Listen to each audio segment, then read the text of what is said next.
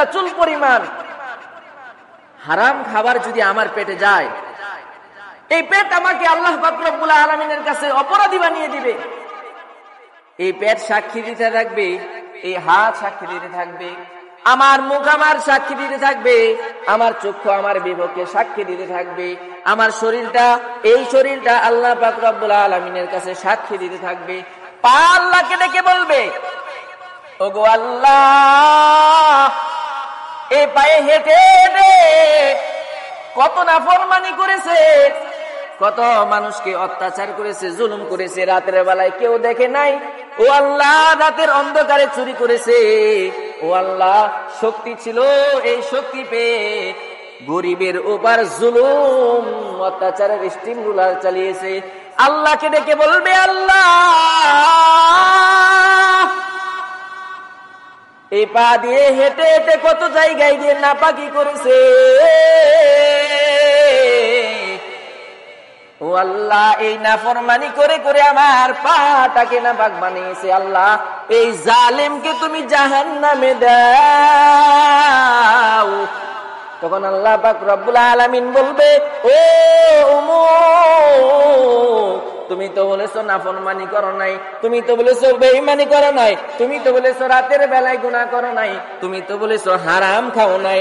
ও বান্দা, তোমার পাটাকে তোমার বিপক্ষে সাক্ষী দিতেছে, তোমার পা বলে দিয়েছে রাতের বেলায় হেঁটে হেঁটে হেঁটে হেঁটে মানুষের বারে বারে যাইয়া তুমি মানুষের কাছ থেকে অন্যায় ভাবে জুলুম করে টাকা পয়সা ধন সম্পদ আত্মসাৎ করেছ।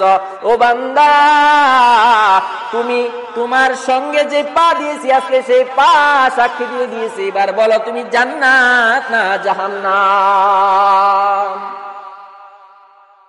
পা সাক্ষী দিবে আমি জাহান্নামী হয়ে যাব, কিছু করার নাই। দুনিয়ার মধ্যে অপরাধ করলে আমাকে জেলখানায় নিয়ে যাওয়া হয়, আমাকে আইনের আওতায় নিয়ে যাওয়া হয়। আমি যদি বাঁচতে চাই, আইন শৃঙ্খলা বাহিনীর কাউকে ঘুষ দিতে চাইলে ঘুষ দিতে পারবো, কিন্তু ওই মহান মালিক এমন এক সত্তা, যে মালিক কারো থেকে চুল পরিমাণ ঘুষ গ্রহণ করবে না। বাঁচার জায়গা ওইখানে নাই। এখন মোবাইল চিনেন? মোবাইলের মধ্যে দেখবেন ভিডিও ফুটেজ করা হয়। হ্যাঁ, যদি আপনি অপরাধ করেন, সিসিটিভি ফুটেজ দেখিয়ে আপনার এই ভিডিওটা দেখার পরে কিন্তু আপনার অপরাধ, যদি আইন শৃঙ্খলা বাহিনী আইনের হাতে আপনার ফুটেজটা দেওয়া হয়, যদি অপরাধী হন ফুটেজ অনুযায়ী আপনাকে কিন্তু শাস্তি পেতে হয়। কি বলেন, হয় না?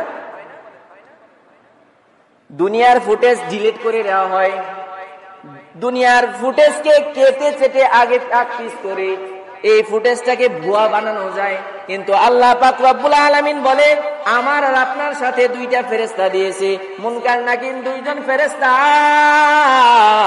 তাদেরকে ঘুষও দেওয়া যায় না, তাদের কাছ থেকে কোনো বিচার, কোনো আচার, কোনো খারাপ কাজকে কাটছিট করে ছোট বানানো যায় না। আল্লাহ পাক রব্বুল আলামিন হাসরের ময়দানে যখন সমগ্র মানুষ উপস্থিত হয়ে যাবে, আল্লাহ পাক রব্বুল আলামিন প্রত্যেকজনের সাথে দুইটা করে ফেরেশতা রেখেছে। প্রত্যেকটা ফেরেশতাকে বলবে, তে অমুকের হিসাব দাও, দুনিয়ার মধ্যে নাফরমানি করেছে, না বেঈমানি করেছে, না রাতের বেলায় চুরি করেছে, ডাকাতি করেছে, না আমার বান্দা ওযু বানাইয়া মসজিদে যাই আমার কুদরতি পায়ে সিজদা করেছে, ওই হিসাবটা আমার কাছে দাও। তখন মুনকার নাকির যে ফেরেশতারা রয়েছে প্রত্যেক আমল নামা আল্লাহ পাক রব্বুল আলামিনের কাছে পেশ করে দিবে। তখন যদি নাফরমান, তুমি বেঈমান হয়ে যাও, তখন যদি তুমি গুনাহগার হয়ে যাও, তখন তোমার গুনাহের কারণে যদি নাপাকি শরীর বানাইয়া তুমি আমার মাওলার দরবারে উঠো, আল্লাহ পাক রব্বুল আলামিন বলে, এই নাফরমান অবস্থায় যদি বান্দা তুমি মারা যাও, ওই সময় ফেরেশতারা তোমার সব নাফরমানির খাতা আমার কাছে পেশ করবে। আল্লাহ পাক রব্বুল আলামিন বলে, ইন্নাল্লাযীনা আমানু ওয়া আমিলুস সালিহাত, যে ব্যক্তি ঈমান আনবে এবং আমলে সালেহা করবে তাদের জন্য রয়েছে জান্নাত। আর যেই ব্যক্তি এই সুন্দর দুনিয়াটা পেয়েছে, এই চন্দ্র পেয়েছে, এই সূর্যকে পেয়েছে, গাছ গাছালি তরুলতা সমুদ্র পাহাড় সব নিয়ামত পেয়ে যদি বান্দা নাফরমানি করে, আর যদি ওই সময় মুনকার নাকির ফেরেশতা ওই নাফরমানের গুনাহটা প্রকাশ করে দেয়, তাহলে ওই বিনিময় তার গুনার কারণে বান্দা জাহান্নামে যেতে হবে।